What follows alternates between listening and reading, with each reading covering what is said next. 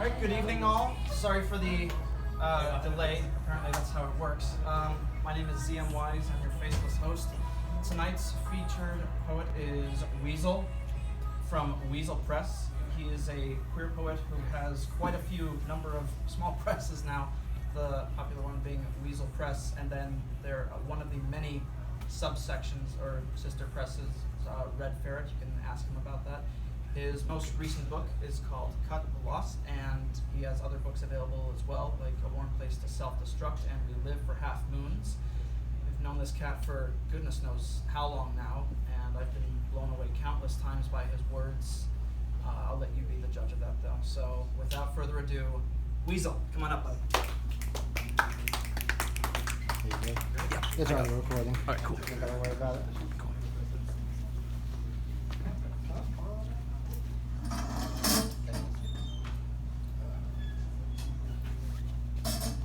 I'm not holding all three books as I read, so. Like you said, I'm a queer poet. I got several books out, a couple of novellas, and I work with several different publishers. Weasel Press is my main crew. I also work with Thurston Howell Publications. My boyfriend runs that, and we collaborate a lot. Collaborate on poetry, horror, nonfiction, lots of things going on. Check us out on Twitter at Thurston Howell Publications or at Weasel Press, and just take a look at what we're open for. We are always open for something crazy. So, as Zach mentioned, I do have a new book. It's called Cut the Loss. If you're interested in buying a copy, please come see me. I am broke, so I need gas. We're poets here. We all know the game. We're all broke. So, one of the first pieces I'm going to read. So when writing this book, I sort of did what's called an offering to the muses. Everyone has a different muse. Everyone has a different poet that they love, enjoy. My poets, I had several, were Ginsberg, Hubert Selby Jr., Buddy Wakefield, Andrea Gibson. This poem here is called, I Used a Ouija Board to Talk to Jack Kerouac. He finally answered after the 11th call. Typical writer, caring when he chose best. Kerouac loved jazz. Played a few notes as his spirit pushed my fingers. This board was his typewriter, I, his transcription artist. He told me of all his lovers, and you still love in the afterlife. It only hurts more when the one you're after travels away from you, and you're left with the tiniest speck of their body in the distance as the final memory. Because you don't know if you'll see them again on the road when you're dead. As in life, it's just one giant road. Everything in front, and all that's left behind forgotten. He blows out the candles, letting in the moonlight, and taking another fit of whiskey. He says, death don't matter. There's just another waiting when you wake.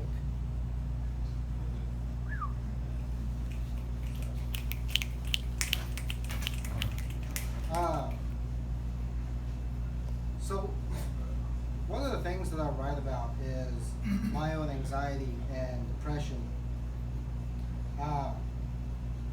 It hits hard. It really does. So this next one, I'm going to try not to bring y'all down too much. We'll see how this goes.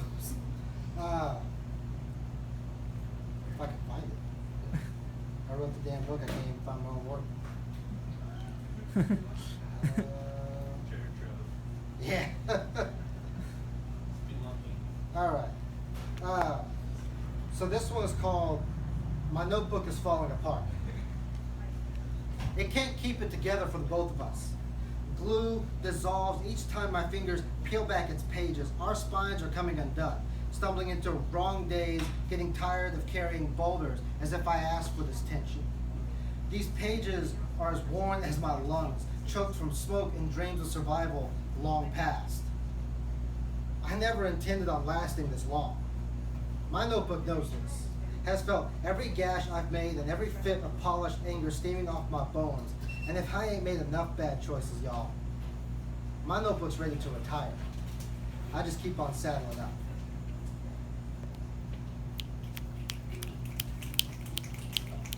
So, I'll get you back in a second. So my boyfriend and I took a trip recently. We took a road trip to Disney. And I'm very accustomed to how people are in Alabama and Mississippi. I know to watch for signs. This is the gas station of Dull Disdain.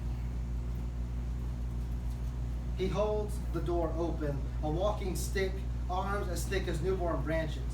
A quick thanks drops from my tongue, and when I meet his eyes, I see embers of disgust. I've been down this before.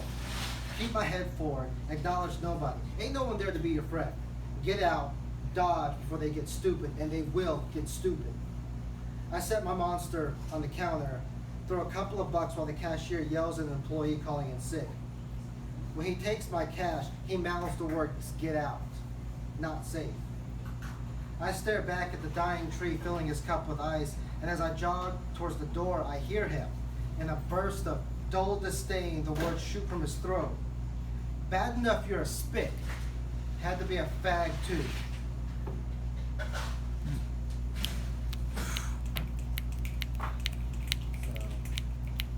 Where was this? This is a gas station in Alabama. Oh, It was like Alabama. right after, right after Buc-ee's, I think. That new Buc-ee's that stops up I-10.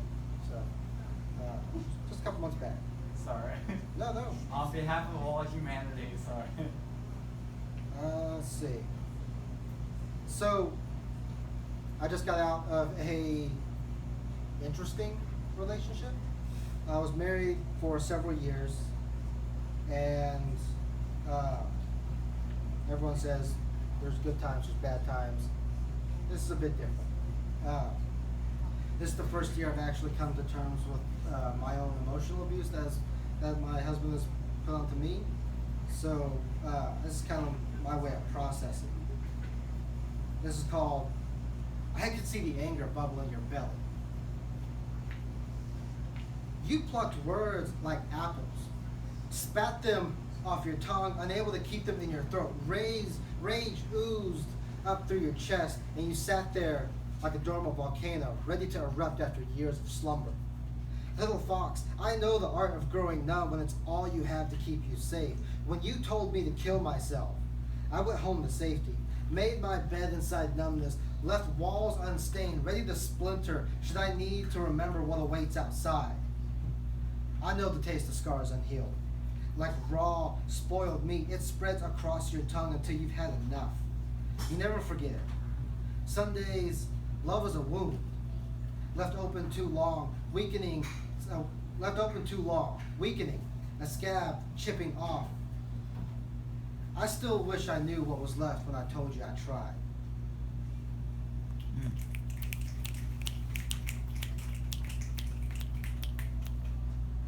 Let's see. So, we'll do another one of his pieces.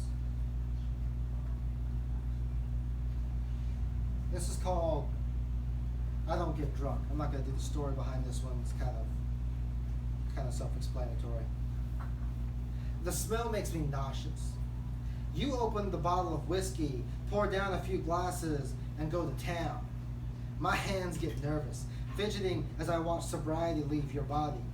You tell me that I lower you, that I treat you as a boy toy while my other boyfriends are held above you, painting a picture of how little you mean in my life. You laugh and I can't tell if you're joking.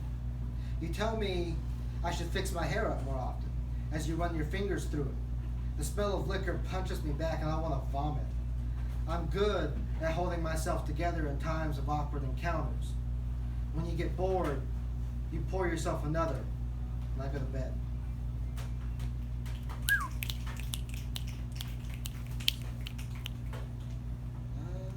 Let's see.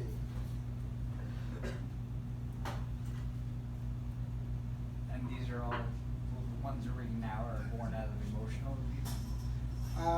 Emotional abuse, anxiety, depression, they're all biographical pieces. Okay. So I don't have a lot of pieces that are made up. I have a couple. I have one where Goofy walks into a club. So. I don't know if I can read that one here. That may be too explicit. That was too explicit. I can't read that one. Let's see. So, just skip this whole section. Oh, I used to work at UHCL.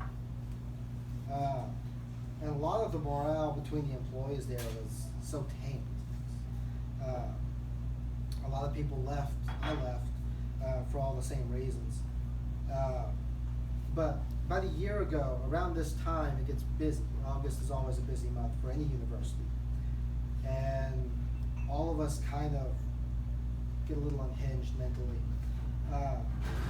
This is called the afterglow on a desk stained with coffee.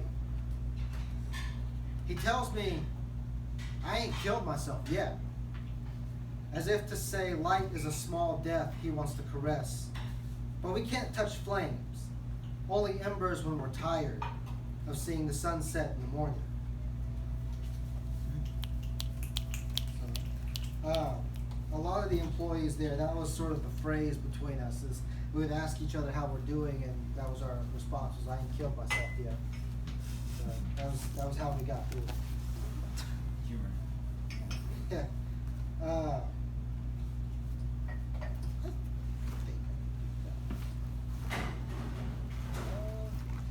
gonna skip real quick. So I do have other books available. This one I wrote a couple years ago called "We Don't Make It Out Alive." What's interesting about this one is there's pieces of art inside by Joseph Cho, and they're phenomenal pieces. In fact, whenever I try to sell it, I always talk about the art rather than the poems themselves. But there's a piece in here. I'm going to be moving up to Michigan soon. I've been trying to move for several years, and one of the places that I was going to hit up was Ohio, close to Michigan, but not exact. I went up there to see a buddy of mine. He moved in to be with his girlfriend, and things just kind of went from there. This is called The Hoarder. Chilled air stands still as the door squeals open like a pickup for slaughter. The house welcomes me with dust and the scent of flesh rotting, stabbing my nostrils. There's no bodies here, but bags of garbage pile amid shit-filled corners and cats in awe of seeing a new body. The owner is a baker. She tells me she makes the best cakes from her kitchen.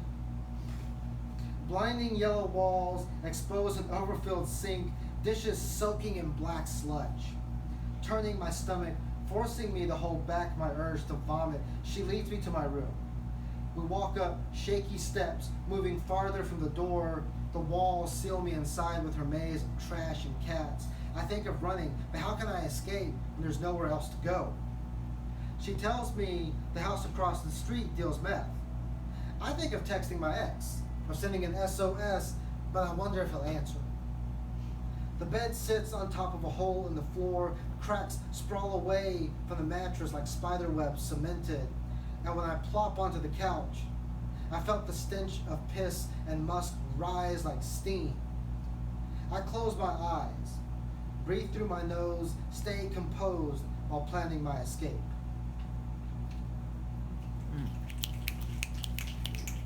What was interesting about that house is the first night I stayed there was this baby doll, and you could see it in the corner. It was in the corner of the room, and I didn't notice this at first. So I went to sleep, and when I woke up, there were handprints on the ceiling, and the baby doll was still right there in the corner. It was freaky to wake up to.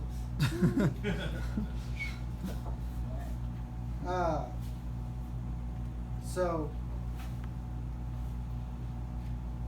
I'll do this one. I sometimes write pieces about conversations I have at Denny's and IHOP and other places. This is my favorite so far. It's called Existential Crisis at Denny's. The waitress tells me she used to own a cow. Called it Freezer because that's where it went when it died. I tell her over cold eggs and soggy toast that the art of dying is like growing a backbone. It's not how you die that makes the foundation. It's knowing that the other side is 2 feet away and that you'll have to travel light when you cross.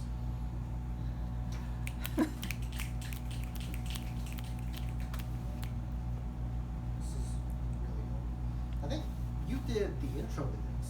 I believe so. Dang. I believe so. If memory serves me right. Yeah. A lot of the pieces in this one I've got my hands there. See if I can find a good one.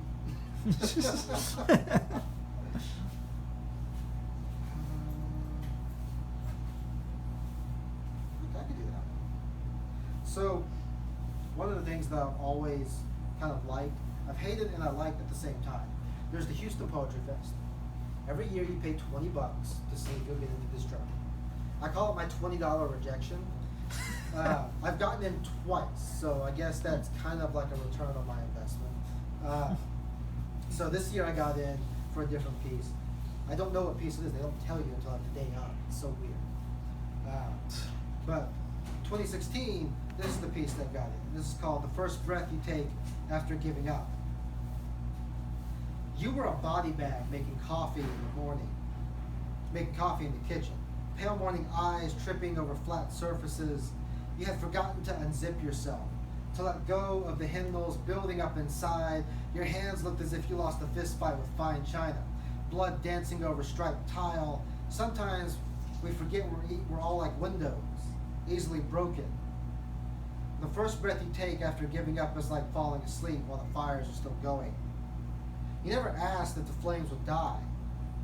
You only mentioned how beautiful they looked when you closed your eyes. How am I doing on time?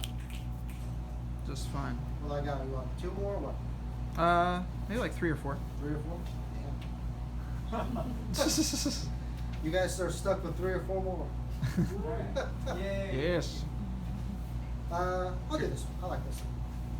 Everyone has their own animal that they write about. People write about dogs.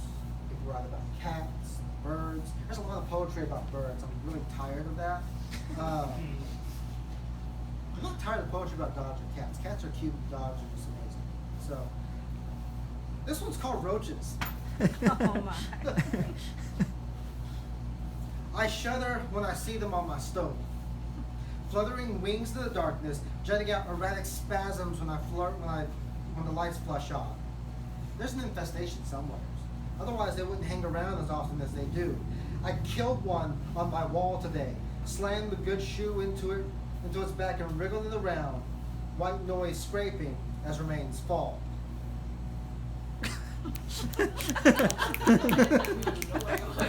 That's a movie. What? It's so, it gets intense too, doesn't it? Like Oh, when yeah. they start with their wings and you're like, no! Oh man. And it's so freaky when they fly at you. Oh, You're on yeah. a hot path. You Terrible never think climbers, they're too. gonna fly at you.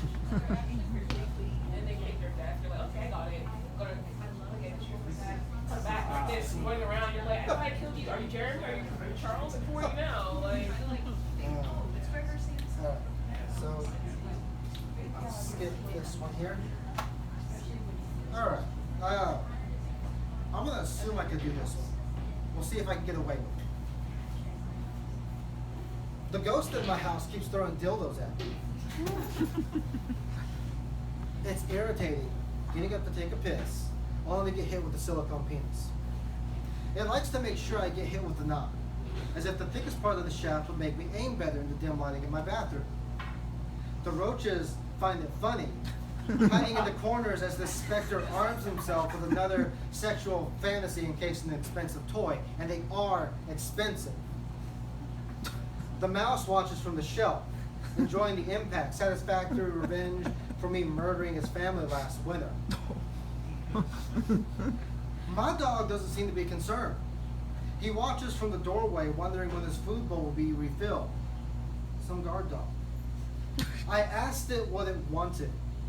Using the last of my lube, it wrote a message on the sheets. It said it couldn't find a clean knife to throw at me. That it settled for the next best item, only wishing it were sharper.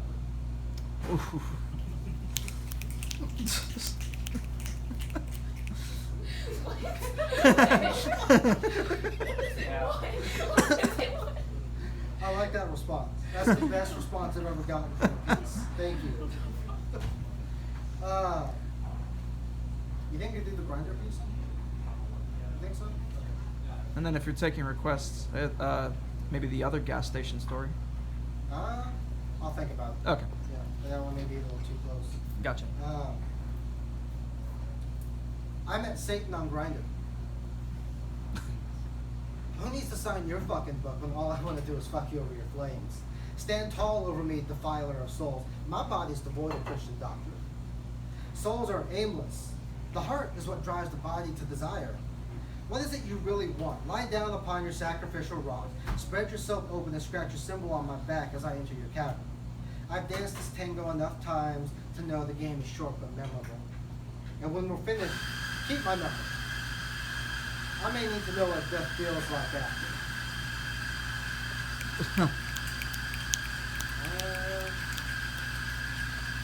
I got about, what, 2 more, right? Okay. I'll do this one. So when writing this book, whenever you write poetry, you're always kind of exploring yourself in that. Whenever you put out a book, you always kind of offer up a piece of yourself. It's an offering from the poet to the reader. You learn something each time you put a book together, whether you want to learn something or not. So this one's called Compassion is Often Rough. That's not my phone, was it? It didn't ring? No. When my first dog died, I was made to dress like a minion at work. Never given time to grieve, I sang that stupid banana song to get second place at a Halloween contest. Buried in my backyard, I still tried to tread light over his patch of grass. The rattle never left his throat.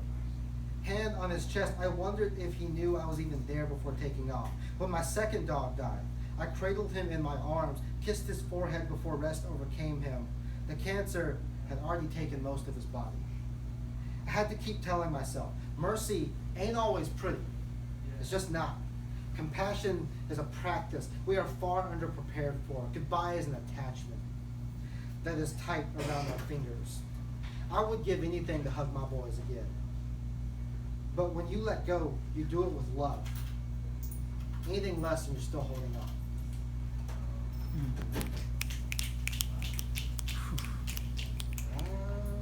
Let's see.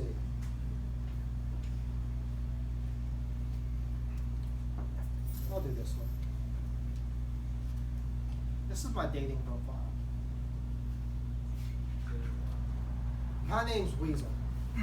Don't ask me how I got my name or what my real name is. It ain't your business till I tell you. I got good days and bad days. Sometimes I don't even know which is which. I just take it as they come, like a fluctuating paycheck. A lot of times it's on the low end. I got 2 dreams. Become an academic professor and own a taco truck. My boyfriend, God, I love him. But I can see him rolling his eyes as I dream of tacos. What he doesn't know is that my midlife crisis is about to hit. I ain't getting a motorcycle. My dog's name is Buddy. He clutches to my husband's pillow like I clutch his name on my weeknights, y'all. He left 2 months back. I'm still adjusting to having so much space inside a tiny home. Recovering from an unstable relationship ain't easy. Most days, I just want to throw the hurricane back in my life and tell myself to man the fuck up. I ain't so good at recognizing my emotions, but I write poems to process through how numb my body can become. I'm wrong a lot of the times, but when I'm right, you best believe I'm gonna own that shit till it becomes socially awkward. I'm DTF, don't call me daddy. I don't love the outdoors. Nature and me don't get along. Every guy I meet wants to go outside, play Pan's Flute, because it's romantic. Let me tell you, it's not romantic when mosquitoes bite your ass. It's just not. I've smashed enough heads in at the Judas Priest shows to know more about the pits than anyone under 30. Don't say my age. It's just a time bomb, and I ain't ready for it to blow just yet. Thank you.